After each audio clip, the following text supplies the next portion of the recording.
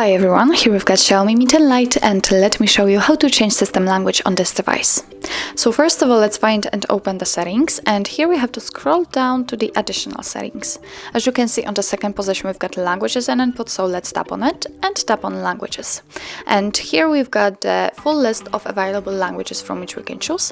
So simply find the language you want to apply and tap on it. I will pick, for example, maybe the Netherlands. Just tap on it.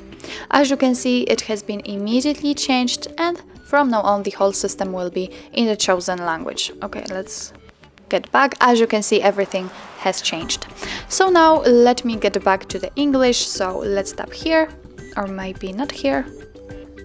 It's here. Okay, let's find English and tap on it, and as you can see, again it immediately changes.